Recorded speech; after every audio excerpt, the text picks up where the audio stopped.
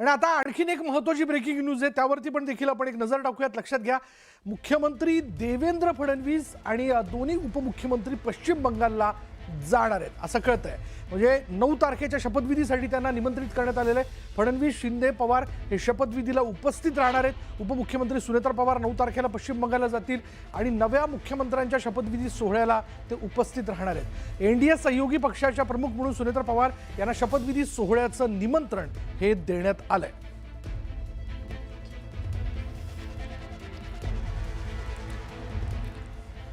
तर 8 मे रोजी भाजप आमदारांची एक महत्त्वाची बैठक जी ती पार पडते.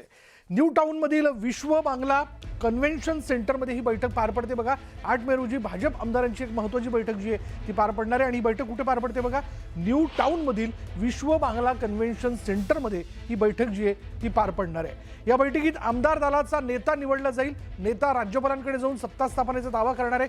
पश्चिम बंगालच्या नवीन मुख्यमंत्र्यांचा 9 मे रोजी शपथविधी पार पडतो. ऐतिहासिक ब्रिगेड परेड ग्राउंडवर हा शपथविधी सोहळा होणार आहे.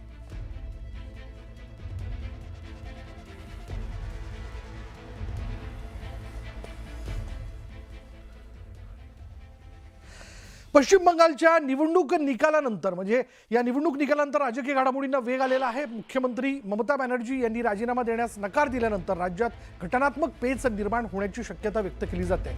याच पार्श्वभूमीवर ज्येष्ठ विधिज्ञ उज्ज्वल निकम यांनी प्रतिक्रिया देताना हा निर्णय आश्चर्यकारक असल्याचं म्हटलंय. त्यांनी इशारा दिलाय की अशा भूमिकेमुळे कार्यकर्त्यांमध्ये चुकीचा संदेश जाऊन कायदा आणि सुव्यवस्थेचा प्रश्न निर्माण होऊ शकतो. तसंच मुख्यमंत्री म्हणून दीर्घ अनुभव असलेल्या ममता बॅनर्जी यांना घटनेतील तरतुदींची पूर्ण जाणीव आहे. जर त्यांनी राजीनामा देण्यास नकार कायम ठेवला तर राज्यपालांना हस्तक्षेप करून हंगामी मंत्रिमंडळ बरखास्त करण्याचा पर्याय उपलब्ध आहे. तसंच नव्याने निवडून आलेल्या पक्षांना सत्ता स्थापनेसाठी आमंत्रण दिलं जाऊ शकतं. दरम्यान हा पेच अधिकच वाढल्यास राज्यातील कायदा सुव्यवस्थेवर परिणाम होण्याची भीती व्यक्त केली जाते. त्यामुळे पुढील काही दिवसात पश्चिम बंगालमधील राजकीय परिस्थिती कोणतं वळण घेते याकडे सर्वांचं लक्ष लागलंय. दीदींनी राजीनामा दिला नाही तर राज्यपालांना हस्तक्षेप करावा लागेल. राज्यपाल सध्याचं जे हंगामी मंत्रिमंडळ आहे ते बरखास्त करू शकतात आणि बरखास्त करून जे नवीन निवडून आलेले पक्ष आहे भाजप त्यांना आमंत्रित करून त्यांना सत्ता स्थापनेसाठी निमंत्रित करावं लागेल. ही आपल्या घटनेमध्ये स्पष्ट तरतूद आहे. परंतु ममता दीदींनी जर हट्टीपणा असा चालू ठेवला तर कदाचित राज्यपालांना पुढचं निर्णायक पाऊल म्हणजे प्रतिबंध हे करावं लागेल आणि प्रतिबंध करताना त्यांची निश्चित मानहानी होईल याची तरी त्यांनी काळजी घेतली पाहिजे. दरम्यान मुख्यमंत्र्यांनी राजीनाम्यासाठी नकार दिल्यास पुढे काय कार्यवाही केली जाऊ शकते समजून घेऊयात. यात काय कार्यवाही होऊ शकते बघा.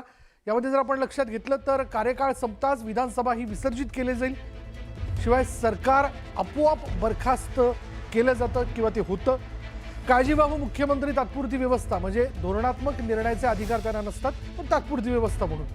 बहुमत असलेल्या पक्षाला राज्यपालांचं सरकार स्थापनेसाठी आमंत्रण दिलं जाईल. आणि काळजीवाहू मुख्यमंत्र्यांचा राजीनामा संविधानिक प्रथा आहे. घटनात्मक पेच किंवा राजीनामा न दिल्यास राज्यपाल हे सरकार बरखास्त करू शकतात, मंत्रिमंडळ बरखास्त करू शकतात आणि बहुमत असलेला नेता मंत्र्यांचा शपथविधी जो आहे तो पार पडतो. नव्या मुख्यमंत्र्यांच्या शपथविधीनंतर सभागृहात बहुमत चाचणी जी आहे ती घेतली जाते. ममता बॅनर्जींनी राजीनामा दिला असता तर बरं झालं असतं. मात्र ज्यावेळी विधानसभा विसर्जित झाली त्या दिवशी मुख्यमंत्रीपद रिक्त होतं. त्यानंतर बहुमत आलेल्या पक्षाचा मुख्यमंत्री होईल असं कायदेतज्ञ उल्हास बापट यांनी सांगितलं. भाजपकडे सत्ता निर्विवाद जर का गेली असेल तर ममता बॅनर्जींनी त्वरित राजीनामा दिला असता तर ते योग्य ठरलं असतं.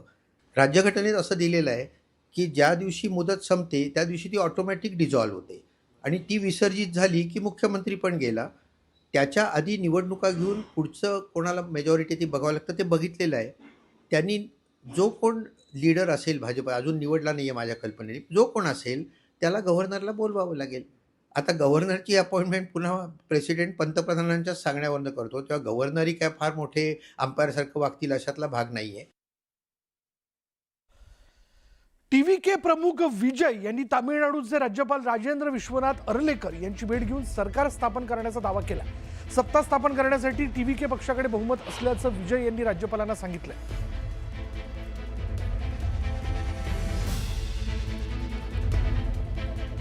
थलपती विजय यांनी राज्यपालांची भेट घेऊन सत्ता स्थापनेचा दावा केलेला आहे. त्यांच्याकडे सत्ता स्थापनेकरता बहुमत असल्याचं त्यांनी स्पष्ट केलंय.